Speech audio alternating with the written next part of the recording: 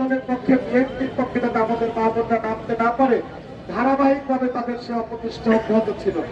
আমরা মনে করেছি এইটা মনে হয় আলবদর আশামসের উত্তরসূরি শিবিরের গোলাবান করে। হায় আল্লাহ, এটাই আমিরের খেলাফত, আমিরের নির্দেশ। জনাব আমির, আপনার স্ত্রী আমাদের সম্মানিত আন্টি, ওনাকে আমি একটা প্রশ্ন করতে চাই। কয়েকদিন আগে তথাকথিত একটি কথা উঠিয়ে যে ওনারা ভোট চাওয়ার সময় নাকি আমাদের বিএনপির ছাত্র দলের নেতা কর্মীরা নারীদেরকে তাকে অপমান করছে, এই জন্য একটা মহিলা সমাবেশ আছে। আমাদের আমিরের স্ত্রী ওই সমাবেশে উপস্থিত ছিল, সেইখানে তিনি খুবই কষ্ট ব্যথিত হৃদয়ে সেটার বিরোধিতা করেছেন। এখন এত বছর যে সংসার করার পরে আপনার স্বামী আপনার যে নামে ডাকলো, এরপরে আপনি সংসার করবেন কিনা সেটা আমরা জানতে চাই। এরপরে যদি আপনি সংসার করেন, মনে করব আমিরের ওই বক্তব্য আপনি মেনে নিয়েছেন। সুতরাং এটা আপনি ভেবে দেখবেন।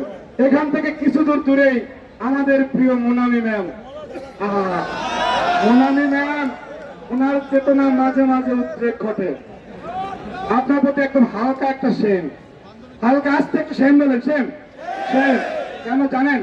এই বিদ্যাপীঠে যারা শিক্ষকতা করে তাদেরকে আমরা জাতির বিবেক বলি। এই বিদ্যাপীঠে যারা শিক্ষকতা করে তারা রাষ্ট্রপতি হয়।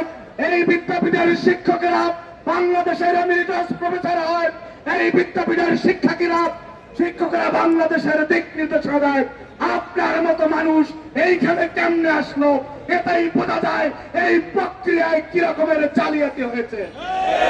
সুতরাং আপনি যদি এই বিষয়ে কথা না বলেন, আমিরের বক্তব্য যদি উত্তর না দেয়, আমি মনে করব উনি যেটা বলেছে কথাটা আপনার ক্ষেত্রে একরকম হইতে পারে।